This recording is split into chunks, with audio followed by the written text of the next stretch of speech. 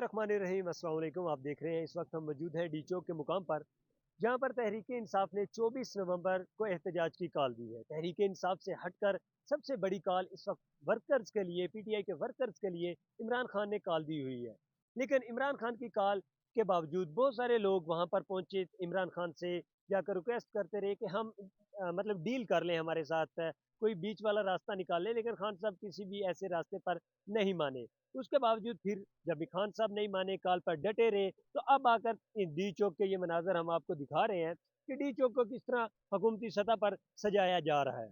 D चौक को मुकम्मल तौर पर बंद किया गया है क्योंकि खान साहब ने बैकफुट पर जाने से इनकार कर दिया था। इस वजह से इस वक्त हुकूमती जानब से मुकम्मल तौर पर डी चौक को बंद किया जा रहा है। इसके साथ साथ डी चौक के आने वाले तमाम तर रास्तों को भी बंद किया जा रहा है क्योंकि खान साहब ने 24 तारीख को यहाँ पर एक प्रोटेस्ट की कॉल दी जा रही है। इसके बावजूद यहाँ पर रूस या रशिया के आए हुए हैं सदर, तो उन्होंने भी आना था। उस वजह से उनको ये शो ना हो कि यहाँ पर कंटेनर्स लगे हुए हैं, तो आगे ये ग्रीन बेल्ट लगाए जा रहे हैं ताकि पता ना चले कि रास्ते यहाँ पर बंद हैं, एक दीवार की मानद ये रास्ते शो हो।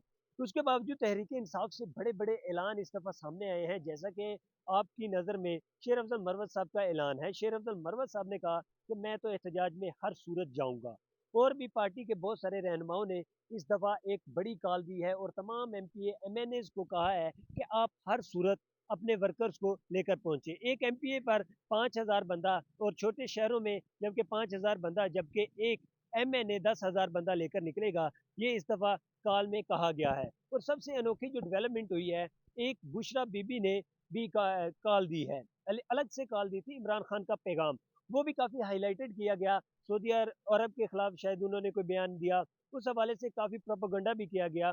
लेकिन उन सारी चीज़ों को दूसरी साइड पर रखकर सबसे ये जो बड़ी चीज़ थी बुशरा बीबी का सामने आना। बुशरा बीबी की कॉल थी कि आप लोग निकले, जो लोग नहीं निकलेंगे उनके उनको नेक्स्ट टाइम टिकट ही नहीं मिलेगा। तो ये एक डेवलपमेंट थी। उससे हटकर जब इतनी बड़ी डेवलपमेंट्स होने लगी, शेर अफजल मरवत साहब ने कॉल दे दी कि सेंटोरस के करीब, बिल्कुल डी चौक के करीब है सेंटोरस का चौक है एक, वहां से वो एहतजाज को लीड करेंगे। सिमाबिया ताहिर होगी, शेर अफजल मरवत होगा और ये लोग इस जानब बढ़ेंगे डी चौक की जानब। जबकि वो उनका कहना था अगर केपीके के लोग नहीं भी पहुंचते तो मैं हर सूरत शाम को डी चौक पहुंचूंगा। तो ये एक सूरत हाल, ये भी सिनेरियो सामने आया है। उसके बावजूद हुकूमती जानब से कि कहीं तहरीक इंसाफ के जो वर्कर्स पहले आ रहे हैं वो आकर रात को यहाँ पर स्टे ना करें, तो तमाम तर होटल्स और हॉस्टल्स को खाली करवा दिया गया। तलीमी इदारों के जितने भी बच्चे थे हॉस्टल्स में रह रहे थे, वो तकरीबन सारी रात को रोडों पे ही धक्के खाते रहे हैं। उसके बावजूद इन्होंने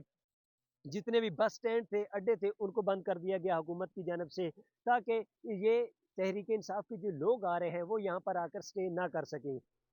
ये सूरत हाल थी। उसके बावजूद अब डी चौक को मुकम्मल तौर पर बंद किया जा रहा है और अपना एक काला चेहरा छुपाने के लिए इन्होंने यहाँ पर ग्रीन बेल्ट्स लगाए हैं। ग्रीन बेल्ट्स इसलिए लगा रहे हैं ताकि सामने किसी को शो ना हो कि हमने अपना मेन चौक बंद कर दिया गया है।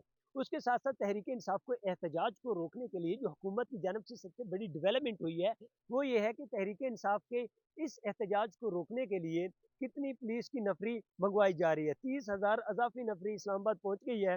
पंजाब में से 19,000 नफरी पहुंची है, जबकि इस्लामाबाद पहुंची है। आज़ाद कश्मीर से 1,000, जबकि सिंध से 5,000 पुलिस के एहलकार इस्लामाबाद पहुंचे हैं। 5,000 एहलकार एफसी के यहाँ पर इस्लामाबाद पहुंचे हैं। तमाम जो नफरी है वो लॉ एंड ऑर्डर के तहत सूरत हाल को इस्लामाबाद की पुलिस की मुआवनत करेंगे, मतलब इस्लामाबाद पुलिस का ये लोग साथ देंगे और यहाँ पर मुकम्मल तौर पर तहरीक इंसाफ के प्रोटेस्ट को रोकने की कोशिश करेंगे। तो ये इस वक्त सूरत हाल है। डी चौक को मुकम्मल बंद कर दिया गया है कि आप पार्लियामेंट की तरफ कोई भी मतलब कि आने जाने का रास्ता मुकम्मल बंद है। इसके अलावा हम अभी आ रहे थे फैज़ाबाद से, तो फैज़ाबाद को भी मुकम्मल तौर पर बंद कर दिया गया है। और साथ ये अगर मेरा कैमरा मैन आपको दिखा सके तो तमाम तर रास्तों को बंद कर दिया गया है जो इस वक्त आ रहे हैं डी चौक की तरफ।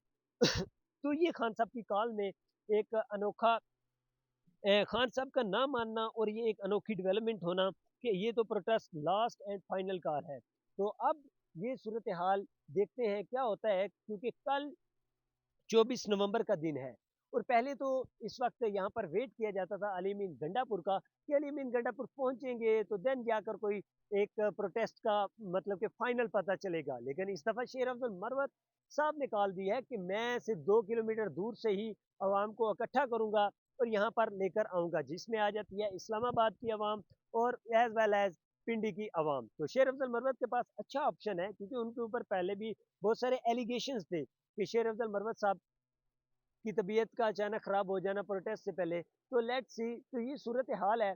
और अब शेर अब्दुल मरवत साहब के पास अच्छा ऑप्शन है इस एहतजाज को लीड करने का और यहाँ पर पहुँचने का, क्योंकि उन्होंने काफ़ी दफ़ा डिमांड्स की थी कि मैं अवाम को, मुझे इतनी अवाम दी जाए तो मैं खान साहब को बाहर लेकर आऊँगा। और इनका ये कहना है कि हम यहाँ पर बैठेंगे और तब तक नहीं उठेंगे जब तक खान साहब को आप नहीं छोड़ेंगे।